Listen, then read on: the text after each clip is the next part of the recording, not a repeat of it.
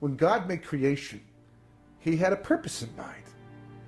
When he went into Egypt thousands of years later and turned history upside down to free the Jewish people, it was with the same purpose in mind. But this time he was looking for partners to work with him to bring about the fulfillment of that purpose in creation. Now, as history comes to a close, it's the greatest opportunity of all time to take responsibility and become a partner with God in the fulfillment of the mandate of creation. That's really the question we have to ask ourselves. What does God want from us right now? What's all, are we simply passively sitting back and just waiting to see how things are going to unfold for better, for worse? And unfortunately, Jewish history seems to imply when we do that, it always ends up unfolding for the worse, The Talmud speaks about two possible times that Mashiach can arrive, Achishena and Bita. Achishena means earlier, and Bita means the last possible time. And the basic rule of thumb is the later it goes in history, the less we will do and the less we can do, until we basically are like victims of the situation. As long as Mashiach has yet to arrive, there's still room to do something to actively mitigate the circumstances. What do we want to do? We want history to come to a peaceful conclusion. We want it to end mercifully.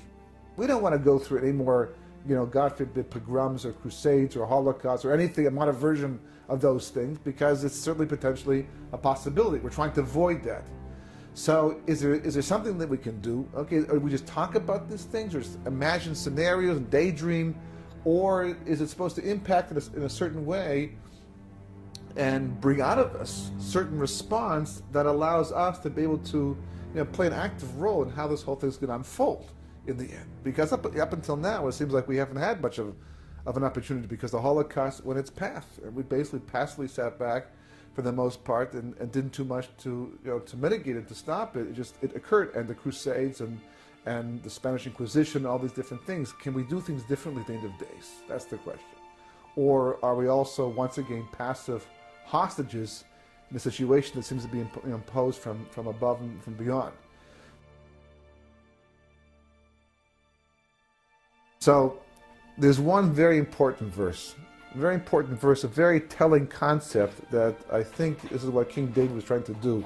He was basically trying to give us a hint, a clue of what to be focused on at the end of days that would allow us to make a difference and to mitigate that circumstance and to soften the blow of how history might unfold. And he said the words, he said, Ata takum terchem Tzion.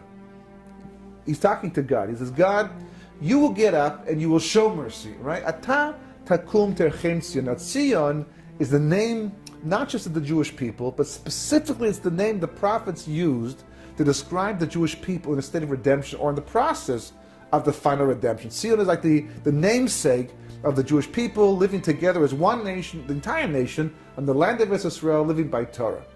And I would have thought that stage of history, there's no reason for mercy. There's no need for mercy anymore. But he says, Ata takum terchem Tzion. You will get up and you will show mercy to Tzion, implying that at the end of days, that Tzion will still need mercy. Even though it's a work in progress, we're working towards the ultimate redemption. We're almost there, but still, we're going to need mercy.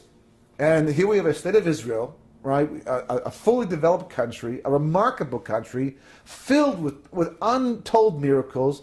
We have tremendous kibbutz galus, tremendous ingathering of Jewish exiles from all around the world. I mean, it's a very, very, much a redemption scenario we're watching before our very eyes. But do we need mercy today? We need mercy today. We need lots of mercy today, right? He writes, because the appointed time, which time we're talking about? We're talking about the time of redemption. At the time of redemption, King David wrote in the future, right, he's telling us, you're going to need mercy. And they've made songs about this verse.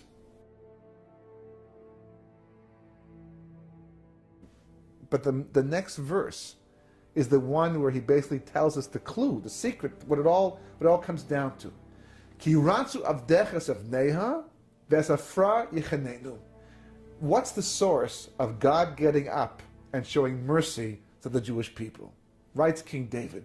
Because your servants want her stones. Whose stones are we talking about? We're talking about her stones, the stones of Eretz Yisrael. And her dust they cherish. This is going to be the source of the mercy that God, this is what's going to move God, so to speak, to have mercy on Tzia at the end of days. And, you have to ask yourself, what does that mean? What does it come down to? Why, ki ratzav dechas if nein, but to love her stones, what does it mean to love and cherish her stones in the end? So King David, he's telling us that, whether or not you can make Aliyah, whether or not you can get there to Israel, whether or not you can solve all your family issues and your financial issues and actually make Aliyah, that's between you and God. You have to work it out between you and God. No one else can impose it upon you. But one thing that's unique, whether you hold that it's a mitzvah today to be living in Eretz Israel, or a partial mitzvah to be living in Eretz Israel, whatever you hold, but one thing is consistent and true throughout all of Jewish history, and especially at the end of days, you have to yearn for it. You have to want it. Everything you have. That you want the stones.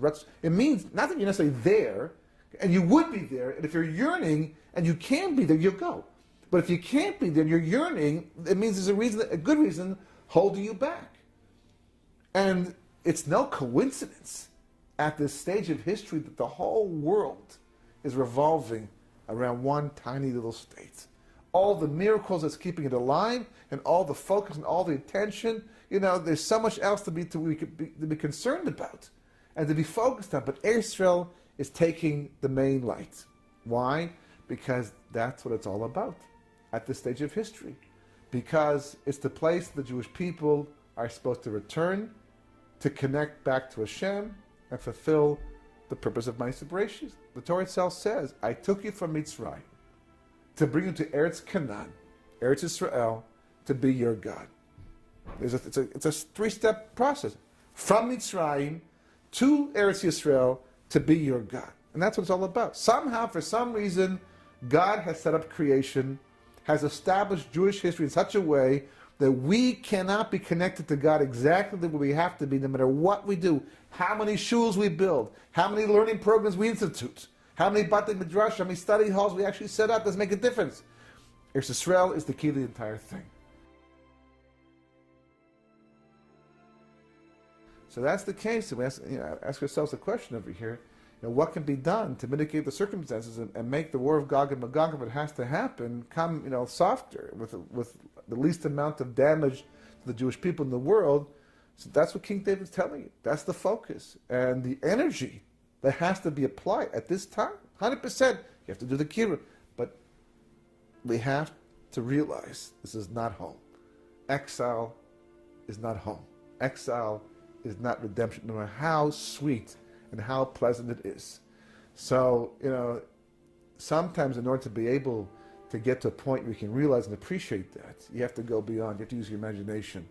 The Messianic era is beyond our experience.